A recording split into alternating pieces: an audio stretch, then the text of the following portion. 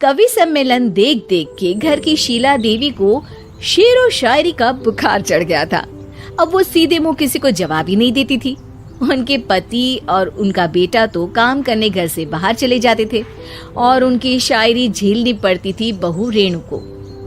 अब सास बोलती नहीं, अर्ज करती थी, संदूक पे रखी संदूक, संदूक में रखे झुमके, बहू झुमके निकाल के दे मेरे, कहाँ लगा रही है ठुमके।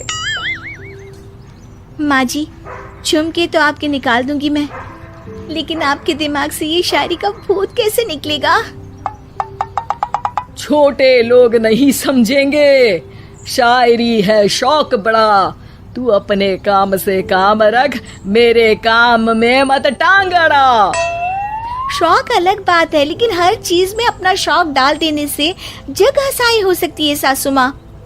अरे मैं हूँ एक नंबर कलाकार, कोई ऐसी वैसी बला नहीं, तुम घर के कामों में उलझी, समझोगी मेरी कला नहीं। ठीक है माँ जी, आप नहीं समझती तो कोई बात नहीं, लाओ मैं आपके झुमके ही निकाल कर दे देती हूँ। बहू सास के झुमके निकाल कर देती है और वहाँ से चली जाती है।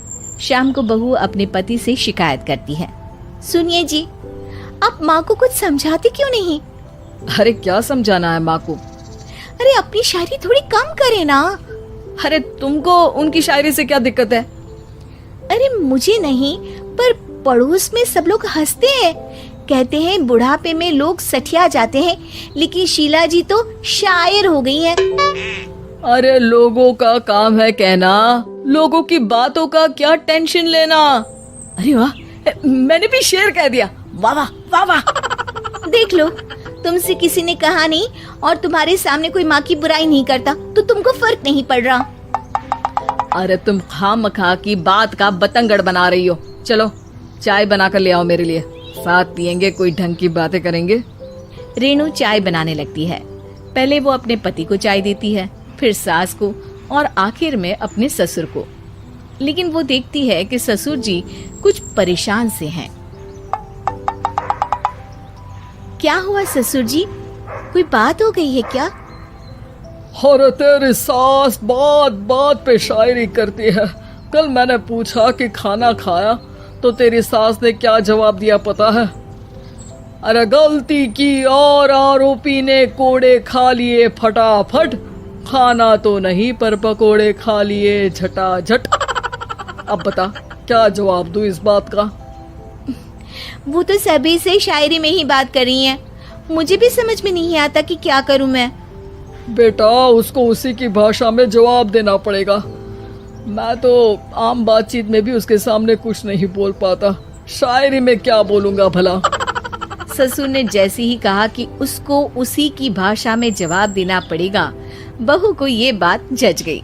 अगले ही दिन वो शायरी की कुछ किताबें लेकर आई और शायरी की प्रैक्टिस करने लगी ताकि सास को उन्हीं की भाषा में जवाब दे सके। उसने दिन रात एक कर दिए। एक दिन सब साथ में बैठकर टीवी देख रहे थे, तभी रेणु सबके लिए बिरयानी बनाकर लाती है, लेकिन सास को बिरयानी भाती नहीं। कौवा करता काऊ काऊ, चिड़िया बोलती ची ची, इतना खराब बिरयानी बनाई है कि मुंह से निकले छी छी। बस इसी मौके का तो बहू को इंतजार था, क्योंकि अब बहू सास को उसी की भाषा में जवाब देने के लिए तैयार थी। माँ जी, हमको अपनी ये बेकार शायरी ना सुनाइए, जैसी भी बनी है बिरयानी चुपचाप खाइए। ससुर जी और रेणु के पति ने रेणु का जवाब सुनते ही जोर से ताली बजाई और सास ने जब रेणु का शायराना जवाब सुना तो उनके गले में बिरयानी अटक गई। बहू ने एक और शायरी का तीर छोड़ा। शायरी में बहू के सामने सास हो जाएगी ढेर, क्योंकि सास मारेंगी एक शेर तो बहू मारेगी 1.25 शेर। सास को छोड़ के सब वाह वाह करने लगते हैं। आज पहली बार सास को नहले पे दहला मिला था और रेणु ने सास का मुंह चुप करा दिया था। अगले दिन रेणु का पति उससे कहता है, अरे वाह, तुमने तो माँ की बोलती बंद कर दी, मजा आ गया। अब मेरे लिए कुछ बना दो, खाकर मैं काम पर चला जाऊं।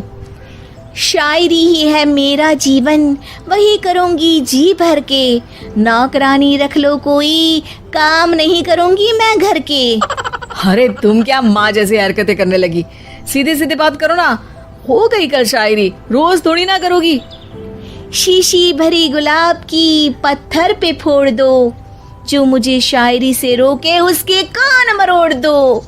पति घबराकर वहां से चला जाता है और बाहर उसके पिताजी के पास जाकर बैठ जाता है। दोनों अपनी बीवियों की शायरी से परेशान है। ससुर को पछतावा होता है कि क्यों उसने बहू को सास की भाषा में ही जवाब देने का आइडिया दिया।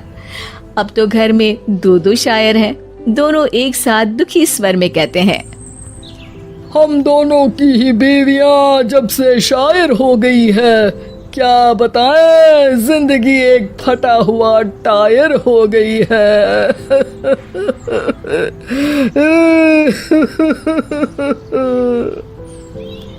हम दोनों की ही बीवियां जब से शायर हो गई है, क्या बताए जिंदगी एक फटा हुआ टायर हो गई है।